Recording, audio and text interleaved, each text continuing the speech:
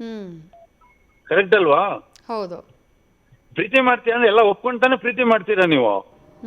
Correct. ಅಂದ ಚಂದ ಅದು ಇದು ಏನು ನೋಡಲ್ಲ, ಲವ್ ಮಾಡ್ತೀರಲ್ವಾ? ಹ್ಮ್ ಲವ್ ಮಾಡಿದ್ಮೇಲೆ ಸಾಯೋವರೆಗೂ ಒಟ್ಟಿಗೆ ಇರ್ಬೇಕು ನೀವು, ಅದು ಲವ್ ಅಂತ ಹೇಳೋದು. ಇವಾಗ ಬಂದ್ಬಿಟ್ಟು ಅವ್ನು ದುಡಿತಾ ಇಲ್ಲ ಅಂದ್ರೆ ಮೊದಲು ದುಡಿತಿದ್ನ ಅವನು. ಅವನು ಸಿನಿಮಾದಲ್ಲಿ ತಿಂಗಳು ಸಂಬಳ ಅಲ್ಲ ನಮಗ್ ಬರೋದು. ಒಂದ್ ಸಿನಿಮಾ ಬರುತ್ತೆ, ಮೂರು ವರ್ಷ ಕೆಲಸ ಇರಲ್ಲ ನಮ್ಗೆ. ಇದೇ ನಮ್ ಬದುಕು. ಪ್ರತಿಯೊಬ್ಬರಿಗೂ ಇದೇ ಬದುಕು. ಹ್ಮ್ ನೀವು ಅದನ್ನೆಲ್ಲ ನೋಡಿ ತಾನೇ ಮದುವೆ ಮಾಡ್ಕೊಂಡಿದ್ದೀರಾ. ಹೌದು. ಅವರು ಡೈರೆಕ್ಟ್ರು, ಇವ್ರು ಹೀರೋಯಿನ್. ಒಂದ್ ಸಿನಿಮಾದಲ್ಲಿ ಇವ್ರು ಡೈರೆಕ್ಟ್ರು, ಅವ್ರು ಹೀರೋಯಿನ್. ಹ್ಮ್ ಅಲ್ಲಿ ಲವ್ ಮಾಡಿ ಮನೆಗ್ ಬಂದಿರೋ ಮದುವೆ ಮಾಡ್ಕೊಂಡು. ಓಕೆ. ಇವಾಗ ಬಂದ್ಬಿಟ್ಟು ಯಾವುದೇ ಕಾರಣ ಇವಾಗ ಹೇಳೋ ಹಾಗಿಲ್ಲ ಅವರು. ಹ್ಮ್ ಮೊದ್ಲು ಯೋಚನೆ ಮಾಡ್ಬೇಕಲ್ವಾ? ಆಮೇಲೆ ಸಾಕುವಂತದ್ದು ಏನಿದೆ? ನಾವೆಲ್ಲ ಸತ್ತೋಗಿದೀವ ಇಲ್ಲಿ?